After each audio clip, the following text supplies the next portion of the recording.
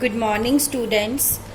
ਅਸੀਂ cost accounting ਦੇ ਵਿੱਚ ਚੈਪਟਰ ਕਰ ਰਹੇ ਸੀ cost analysis concepts classification and cost sheet ਦਾ, ਜਿਹਦੇ ਵਿੱਚ ਅਸੀਂ ਕੋਸਟ ਸ਼ੀਟ ਕਿੱਦਾਂ ਬਣਾਈ ਜਾਂਦੀ ਆ ਇਹਦੇ ਕੁਝ ਨੂਮੈਰੀਕਲ ਸੋਲਵ ਕੀਤੇ ਸੀ।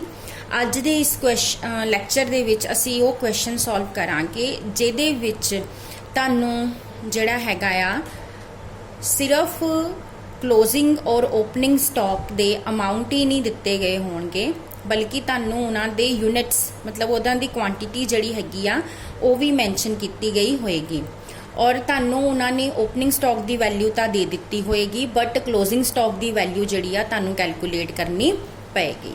सो स्टार्ट करते हैं क्वेश्चन नंबर 11 कॉस्ट शीट। ਹੁਣ स्टूडेंट्स ਇਹਦੇ ਵਿੱਚ ਨਾ ਤੁਸੀਂ ਦੋ ਕਾਲਮ ਬਣਾ ਲੈਣੇ ਆ।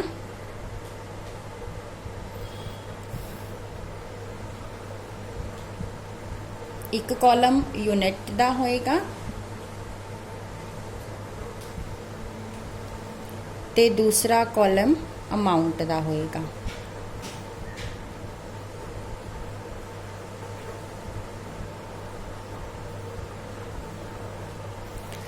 सब तो पहला असी कादे नाल स्टार्ट करीदा ओपनिंग स्टॉक नाल। Opening stock of raw material.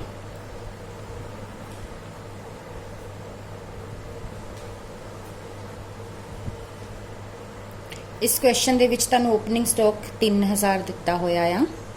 इहदे विच ऐड करांगे परचेजिस। परचेजिस तुहानू 28000 दियां दित्तियां होईयां आ।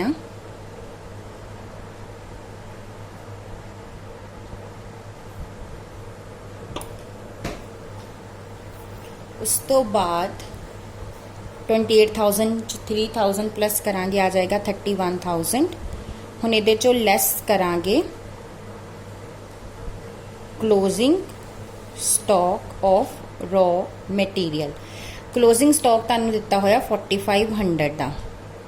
31,000 चों 4500 माइनस करांगे 26,500 तुहाडा आ जाएगा रॉ मटीरियल कंज्यूम्ड। हुण इहदे विच ऐड करनी आ डायरैक्ट लेबर। डायरैक्ट लेबर तुहानू मैन्युफैक्चरिंग वेजिस दित्तियां होईयां 7000 दी क्वेश्चन यही तुहाडी डायरैक्ट लेबर आ। ऐड कर दांगे 33,500 तुहाडी आ जाएगी प्राइम कॉस्ट। हुण तुसी ਇਹਦੇ ਵਿੱਚ ਐਡ ਕਰੂੰਗੇ ਫੈਕਟਰੀ ਓਵਰਹੈਡਸ। ਫੈਕਟਰੀ ਓਵਰਹੈਡ ਤੁਹਾਨੂੰ ਸਭ ਤੋਂ ਪਹਿਲਾਂ ਦਿੱਤੀ ਹੋਈ ਹੈ ਡੈਪਰੀਸੀਏਸ਼ਨ ਔਨ ਪਲਾਂਟ।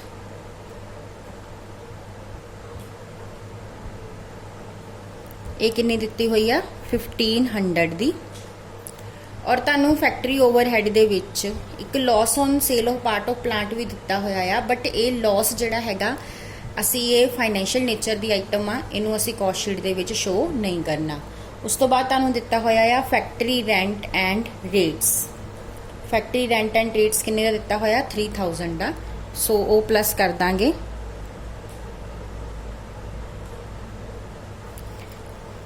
ये तुहाडा टोटल हो गया 4500 का। और ये दोनों प्लस करन तो बाद 38,000 साडी आ जाएगी फैक्ट्री कॉस्ट। क्योंकि इस क्वेश्चन दे विच तुहानू WIP दा ओपनिंग एंड क्लोजिंग स्टॉक नहीं दिता, सो यही तुहाडी फैक्ट्री कॉस्ट इनकर्ड आ और यही तुहाडी फैक्ट्री कॉस्ट आ। हुण इहदे विच असी ऐड की करना है, ऐड करांगे ऑफिस ओवरहेड। ऑफिस ओवरहेड तुहानू ऑफिस दा रेंट दिता होया आ 500 दा एंड जर्नल एक्सपेंस दिते आ 400 दे। 500 प्लस 400 900 तुहाडी आ जाएगी ऑफिस ओवरहेड। और जदों तुसीं इहनूं फैक्ट्री कॉस्ट ਐਡ ਕਰੂੰਗੇ 38,900 ਤੁਹਾਡੀ ਆ ਜਾਏਗੀ ਕਾਸਟ ਆਫ ਪ੍ਰੋਡਕਸ਼ਨ। ਸਟੂਡੈਂਟਸ ਹੁਣ ਜਦੋਂ ਅਸੀਂ ਕਾਸਟ ਆਫ ਪ੍ਰੋਡਕਸ਼ਨ ਕੈਲਕੂਲੇਟ ਕਰ ਲਈ ਆ, ਹੁਣ ਸਾਡੇ ਲਈ ਇੱਥੇ ਇਹ ਕੈਲਕੂਲੇਟ ਕਰਨਾ ਜ਼ਰੂਰੀ ਆ ਕਿ ਇਹ ਜੋ ਕਾਸਟ ਆਫ ਪ੍ਰੋਡਕਸ਼ਨ ਆ ਅਸੀਂ ਕਿੰਨੇ ਨੰਬਰ ਆਫ ਯੂਨਿਟਸ ਪ੍ਰੋਡਿਊਸ ਕੀਤੇ ਆ, ਯਾਨੀ ਕਿ ਕਾਸਟ ਆਫ ਪ੍ਰੋਡਕਸ਼ਨ ਕਿੰਨੇ ਨੰਬਰ ਆਫ ਯੂਨਿਟਸ ਦੀ ਆ। ਹੁਣ ਇਸ ਕੁਐਸਚਨ ਦੇ ਵਿੱਚ ਤੁਹਾਨੂੰ ਦਿੱਤਾ ਹੋਇਆ number of units produced during July 3000। So ਇੱਥੇ ਤੁਸੀਂ ਯੂਨਿਟਸ ਦੇ ਕਾਲਮ 'ਚ 3000 ਜਿਹੜਾ ਆ ਲਿਖ ਦੇਣਾ ਆ। ਹੁਣ ਤੁਸੀਂ ਇੱਥੇ ਜਦੋਂ ਤੁਸੀਂ 3000 ਲਿਖ ਦੇਣਾ ਆ ਤਾਂ ਕਾਸਟ ਪਰ ਯੂਨਿਟ ਵੀ ਕੈਲਕੂਲੇਟ ਕਰ ਲੈਣੀ ਆ। 38,900 ਨੂੰ 3000 ਦੇ ਨਾਲ ਡਿਵਾਈਡ ਕਰਕੇ ਹੁਣ ਇਹਦੇ ਵਿੱਚ ਅਸੀਂ ਐਡ ਕਰਨਾ opening stock of finished goods. ਇਹ ਤੁਹਾਨੂੰ ਦਿੱਤਾ ਹੋਇਆ stock of finish goods was 200 units ਦੇ ਕਾਲਮ 'ਚ 200 ਲਿਖ ਦਿਓ ਔਰ ਇੱਥੇ ਨੀਚੇ ਦਿੱਤੀ ਹੋਈ total caste of units on hand on 1 ਜੁਲਾਈ ਵਾਸ 2800। ਇਹਦੀ ਵੈਲਿਊ ਕਿੰਨੀ ਆ 2800। ਸੋ ਇੱਥੇ ਅਮਾਊਂਟ ਦੇ ਕਾਲਮ 'ਚ 2800 ਐਡ ਕਰ ਦਿਓ। 41,700 ਆ ਜਾਏਗਾ ਔਰ ਯੂਨਿਟਸ ਤੁਹਾਡੇ 3200 ਦੇ ਆ ਜਾਣਗੇ। ਹੁਣ ਇਹਦੇ ਚੋਂ ਲੈਸ ਕਰਨਾ ਆ closing stock of finish goods. Closing stock ਦੇ ਯੂਨਿਟਸ ਤਾਂ ਦਿੱਤੇ ਹੋਏ ਆ 400, ਬਟ ਇਹਦੀ ਵੈਲਿਊ ਸਾਨੂੰ ਨਹੀਂ ਦਿੱਤੀ ਹੋਈ। ਹੁਣ ਅਸੀਂ ਇੱਥੇ ਇਹਦੀ ਵੈਲਿਊ ਕੈਲਕੂਲੇਟ ਕਰਨੀ ਆ। ਕਿੱਦਾਂ ਕਰਾਂਗੇ? ਅਸੀਂ 38,000 ਇੱਥੋਂ ਕਾਸਟ ਆਫ ਪ੍ਰੋਡਕਸ਼ਨ ਨੂੰ ਲੈਣਾ। ਤੁਸੀਂ 38,900 ਨੂੰ ਡਿਵਾਈਡ ਕਰਾਂਗੇ ਨੰਬਰ ਆਫ ਯੂਨਿਟਸ ਦੇ ਨਾਲ 3000 ਸਾਡੀ ਪਰ ਯੂਨਿਟ ਕਾਸਟ ਆ ਜਾਏਗੀ ਤੇ ਮਲਟੀਪਲਾਈ ਕਰਾਂਗੇ 400 ਦੇ ਨਾਲ। ਇਹ ਜਿਹੜੀ ਹੈਗੀ ਆ ਤੁਹਾਡੀ ਕਲੋਜ਼ਿੰਗ ਸਟਾਕ ਦੀ ਵੈਲਿਊ ਜਿਹੜੀ ਆ ਉਹ ਆ ਜਾਏਗੀ ਔਰ ਇਹ ਵੈਲਿਊ ਹੈ 5,187। ਹੁਣ ਇਹਨੂੰ ਮਾਈਨਸ ਕਰ ਦਾਂਗੇ। ਇੱਥੇ ਆ ਜਾਏਗਾ 2800 ਔਰ ਇੱਥੇ ਆ ਜਾਏਗਾ 36,513। ਇਹ ਤੁਹਾਡੀ ਆ ਗਈ ਕਾਸਟ ਆਫ ਗੁੱਡਸ ਸੋਲਡ। ਹੁਣ ਇਹਦੇ ਵਿੱਚ ਐਡ ਕਰਾਂਗੇ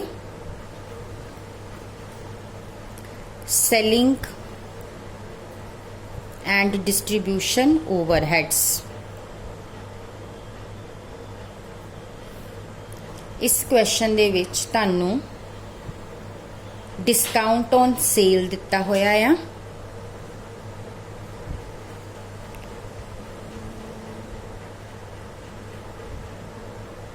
ਇਹ ਹੈਗਾ ਤੁਹਾਡਾ 300 ਦਾ। ਐਡਵਰਟਾਈਜ਼ਮੈਂਟ ਵੀ ਦਿੱਤੀ ਹੋਈ ਆ। ਇਹ ਤੁਹਾਡੀ ਦਿੱਤੀ ਹੋਈ ਆ 600 ਦੀ। ਸਟੂਡੈਂਟਸ ਇੱਥੇ ਸਾਡੇ ਕੋਲੋਂ ਇੱਕ ਮਿਸਟੇਕ ਹੋ ਗਈ ਆ। Discount on sale purely financial nature the item ਆ, ਸੋ ਇਹਨੂੰ ਇਗਨੋਰ ਕਰ ਦਿਓ। ਇਹਨੂੰ ਤੁਸੀਂ ਇਹਦੇ ਵਿੱਚ ਨਹੀਂ ਲੈਣਾ। 300 ਨਹੀਂ ਲੈਣੇ, ਓਨਲੀ 600 ਲੈਣੇ ਆ। ਸੋ ਇਹ 600 ਇਹਦੇ ਵਿੱਚ ਕਰ ਦੇਣੇ ਪਲੱਸ 41,000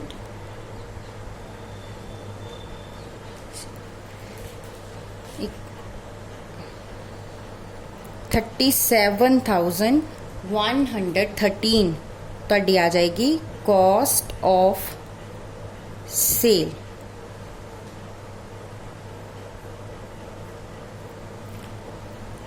ਹੁਣ ਇਸ ਕੁਐਸਚਨ ਦੇ ਵਿੱਚ ਤੁਹਾਨੂੰ ਸੇਲ ਦੀ ਵੈਲਿਊ ਦਿੱਤੀ ਹੋਈ ਆ 50,000। ਇਨਕਮ ਟੈਕਸ ਵੀ ਦਿੱਤਾ, ਇਹ ਵੀ ਅਸੀਂ ਇਗਨੋਰ ਕਰ ਦੇਣਾ। ਸੇਲ ਦੀ ਵੈਲਿਊ ਕਿੰਨੀ ਦਿੱਤੀ ਹੋਈ ਆ 50,000। ਸੋ ਅਸੀਂ 50,000 ਚੋਂ 37,113 ਮਾਈਨਸ ਕਰਾਂਗੇ 12,887 ਤੁਹਾਡੀ ਆ ਜਾਏਗਾ ਪ੍ਰੋਫਿਟ। ਔਰ ਸੇਲ ਜਿਹੜੀ ਆ ਤੁਹਾਡੀ ਇਹ ਸੇਮ 2800 ਯੂਨਿਟਸ ਦੀ ਹੀ ਹੋਏਗੀ। ਸੋ ਅਗਰ ਤੁਹਾਨੂੰ ਕਿਸੇ ਕੁਐਸਚਨ ਦੇ ਵਿੱਚ ਉਹ ਕਲੋਜ਼ਿੰਗ ਸਟਾਕ ਦੀ ਵੈਲਿਊ ਨਹੀਂ ਦਿੰਦਾ ਬਟ ਤੁਹਾਡੇ ਕੋਲ ਨੰਬਰ ਆਫ ਯੂਨਿਟਸ ਹੈਗੇ ਆ ਤੇ ਤੁਸੀਂ ਉਹ ਵੈਲਿਊ ਨੂੰ ਕੈਲਕੂਲੇਟ ਕਰ ਸਕਦੇ ਹੋ। ਉਹਦੇ ਲਈ ਕੀ ਕਰਨਾ ਪੈਣਾ, ਸਾਨੂੰ ਪਹਿਲਾਂ ਕਾਸਟ ਆਫ ਪ੍ਰੋਡਕਸ਼ਨ ਕੈਲਕੂਲੇਟ ਕਰਨੀ ਪੈਣੀ ਆ। ਜਿੰਨੀ ਤੁਹਾਡੀ ਕਾਸਟ ਆਫ ਪ੍ਰੋਡਕਸ਼ਨ ਆਈ ਆ ਉਹਨੂੰ ਡਿਵਾਈਡ ਕਰ ਦੇਣਾ ਨੰਬਰ ਆਫ ਯੂਨਿਟਸ ਪ੍ਰੋਡਿਊਸਡ ਦੇ ਨਾਲ, ਤੇ ਇਹ ਤੁਹਾਡੀ ਕਾਸਟ ਆਫ ਪ੍ਰੋਡਕਸ਼ਨ ਪਰ ਯੂਨਿਟ ਆ ਜਾਏਗੀ। ਫਿਰ ਉਹ ਜੋ ਰੇਟ ਆ ਜਾਏਗਾ ਨਾ, ਉਹਦੇ ਨਾਲ ਹੀ ਤੁਸੀਂ ਕਲੋਜ਼ਿੰਗ ਸਟਾਕ ਦੇ ਯੂਨਿਟਸ ਨੂੰ ਮਲਟੀਪਲਾਈ ਕਰਕੇ ਕਲੋਜ਼ਿੰਗ ਸਟਾਕ ਦੀ ਵੈਲਿਊ ਜਿਹੜੀ ਆ ਉਹ ਕੈਲਕੂਲੇਟ ਕਰਨੀ ਆ। ਸੋ ਇਸ ਤਰੀਕੇ ਦੇ ਨਾਲ ਇਹ ਕੁਐਸਚਨ ਜਿਹੜਾ ਤੁਹਾਡਾ ਸੋਲਵ ਹੋ ਜਾਏਗਾ। ਨੈਕਸਟ ਕੁਐਸਚਨ ਦੇਖੋ, ਕੁਐਸਚਨ ਨੰਬਰ 12 ਤੁਹਾਡੀ ਬੁੱਕ ਦੇ ਵਿੱਚ ਦਿੱਤਾ ਹੋਇਆ ਆ। ਇਹ ਵੀ ਬਹੁਤ ਹੀ ਈਜ਼ੀ ਕੁਐਸਚਨ ਹੈ, ਇਹਨੂੰ ਤੁਸੀਂ ਖੁਦ ਸੋਲਵ ਕਰਨਾ। ਮੈਂ ਤੁਹਾਨੂੰ ਸਮਝਾ ਦਿੰਨੀ ਆ ਕੀ ਕਰਨਾ ਹੈ ਇਹਦੇ ਵਿੱਚ। ਕੁਐਸਚਨ ਕੀ ਆ, ਇਨ ਅ factory 2 types of radios are manufactured, Orient and Suzlon model. From the following particulars, prepare a statement showing cost and profit per radio sold, and there is no opening or closing stock. ਹੁਣ ਇੱਥੇ ਕੋਈ opening closing stock ਨਹੀਂ ਆ। ਸੋ question ਬਹੁਤ ਹੀ simple ਆ। ਸਭ ਤੋਂ ਪਹਿਲਾਂ ਤੁਹਾਨੂੰ ਮਟੀਰੀਅਲ ਦਿੱਤਾ ਹੋਇਆ, ਤੁਸੀਂ 2 ਕਾਲਮ ਬਣਾ ਲੈਣੇ, ਇੱਕ ਓਰੀਐਂਟ ਦਾ ਇੱਕ ਜ਼ੂਜ਼ੋਨ ਦਾ। ਦੋਨਾਂ ਦਾ ਮਟੀਰੀਅਲ ਪਾ ਲੈਣਾ, ਦੋਨਾਂ ਦੀ ਲੇਬਰ ਪਾ ਲੈਣੀ, ਪਲੱਸ ਕਰਕੇ ਤੁਹਾਡੀ ਪ੍ਰਾਈਮ ਕਾਸਟ ਆ ਜਾਏਗੀ। ਉਸ ਤੋਂ ਬਾਅਦ ਜਿਹੜੇ ਵਰਕ ਓਵਰਹੈਡ ਉਹ ਕਹਿੰਦਾ 80% ਔਨ ਲੇਬਰ। ਸੋ ਤੁਸੀਂ ਜਦੋਂ ਐਡ ਕਰਨੇ ਆ ਫੈਕਟਰੀ ਓਵਰਹੈਡ, ਉਹ ਲੇਬਰ ਦਾ ਓਰੀਐਂਟ ਦੇ ਕੇਸ 'ਚ 15,600 ਦਾ 80% ਕਰਨਾ, ਸੁਜ਼ੋਨ ਦੇ ਕੇਸ 'ਚ 62,920 ਦਾ 80% ਕਰਨਾ। ਤੁਹਾਡੀ ਵਰਕ ਕਾਸਟ ਆ ਜਾਏਗੀ। ਫਿਰ ਉਹਦੇ ਵਿੱਚ ਤੁਸੀਂ ਐਡ ਕਰਨੇ ਆ ਆਫਿਸ ਓਵਰਹੈਡ। ਇਹ ਵਰਕ ਕਾਸਟ ਤੇ 15% ਲਾਣੀ, ਤੁਹਾਡੀ ਦੋਨਾਂ ਦੀ ਜਿੰਨੀ ਵਰਕ ਕਾਸਟ ਆਈ ਨਾ ਉਹਦੇ ਤੇ 15% ਲਾ ਕੇ ਆਫਿਸ ਓਵਰਹੈਡ ਨਿਕਲ ਜਾਣੇ, ਉਹ ਐਡ ਕਰ ਦੂੰਗੇ ਤਾਂ ਤੁਹਾਡੀ ਕਾਸਟ ਆਫ ਪ੍ਰੋਡਕਸ਼ਨ ਜਿਹੜੀ ਹੈਗੀ ਆ ਉਹ ਆ ਜਾਏਗੀ। ਹੁਣ ਇਹਦੇ ਵਿੱਚ ਸੈਲਿੰਗ ਓਵਰਹੈਡ ਤਾਂ ਕੋਈ ਹੈ ਹੀ ਨਹੀਂ, ਸੋ ਉਹੀ ਤੁਹਾਡੀ ਟੋਟਲ ਕਾਸਟ ਵੀ ਹੋਏਗੀ। ਉਸ ਤੋਂ ਬਾਅਦ ਤੁਹਾਨੂੰ ਉਹਨੇ ਜਿਹੜਾ ਹੈਗੀ ਟੋਟਲ ਕਾਸਟ ਤੁਹਾਡੀ ਨਿਕਲ ਆਈ, ਤੁਸੀਂ ਹੁਣ ਉਹਨੂੰ ਨੰਬਰ ਆਫ ਰੇਡੀਓਸ ਦੇ ਨਾਲ ਡਿਵਾਈਡ ਕਰ ਲੈਣਾ। ਨੰਬਰ ਆਫ ਰੇਡੀਓਸ ਜਿਹੜੇ ਹੈਗੇ ਆ ਉਹ ਕਿੰਨੇ ਦਿੱਤੇ ਹੋਏ ਆ, 78 ਐਂਡ 286। ਜਦੋਂ ਤੁਸੀਂ ਡਿਵਾਈਡ ਕਰੋਗੇ ਤੁਹਾਡੀ ਕਾਸਟ ਪਰ ਯੂਨਿਟ ਆ ਜਾਏਗੀ। ਫਿਰ ਤੁਹਾਨੂੰ ਸੈਲਿੰਗ ਪ੍ਰਾਈਸ ਦੋਨਾਂ ਦਾ ਉਹਨੇ 1000 ਦੇ ਦਿੱਤਾ, ਤੁਸੀਂ ਸੈਲਿੰਗ ਪ੍ਰਾਈਸ ਦੇ ਵਿੱਚੋਂ ਕਾਸਟ ਪਰ ਯੂਨਿਟ ਮਾਈਨਸ ਕਰੋਗੇ ਤਾਂ ਤੁਹਾਡਾ ਪ੍ਰੋਫਿਟ ਪਰ ਯੂਨਿਟ ਨਿਕਲ ਆਏਗਾ। ਸੋ ਕਾਸਟ ਪਰ ਯੂਨਿਟ ਪਹਿਲਾਂ ਕੱਢ ਲੈਣੀ, ਟੋਟਲ ਕਾਸਟ ਨੂੰ ਨੰਬਰ ਆਫ ਯੂਨਿਟਸ ਨਾਲ ਡਿਵਾਈਡ ਕਰਕੇ, ਉਸ ਤੋਂ ਬਾਅਦ ਸੈਲਿੰਗ ਪ੍ਰਾਈਸ ਚੋਂ ਉਹਨੂੰ ਮਾਈਨਸ ਕਰਕੇ ਪ੍ਰੋਫਿਟ ਪਰ ਯੂਨਿਟ ਤੁਹਾਡਾ ਆ ਜਾਏਗਾ। ਸਟੂਡੈਂਟਸ, ਮੈਂ ਮੰਡੇ ਨੂੰ ਤੁਹਾਡੇ ਇਹ ਸਾਰੇ ਜਿੰਨੇ ਵੀ ਤੁਹਾਨੂੰ ਮੈਂ ਹੋਮਵਰਕ ਦੇ ਕੁਐਸਚਨਸ ਦਿੱਤੇ ਆ, ਇਹ ਸਾਰੇ ਦੇ ਸਾਰੇ ਮੰਡੇ ਨੂੰ ਮੈਨੂੰ ਤੁਸੀਂ ਭੇਜਣੇ ਆ, ਮੈਂ ਇਹ ਚੈੱਕ ਕਰਨੇ ਆ। ਪਲੀਜ਼ ਇਹਨੂੰ ਥੋੜਾ ਜਿਹਾ ਸੀਰੀਅਸਲੀ ਲਿਓ। Thank you.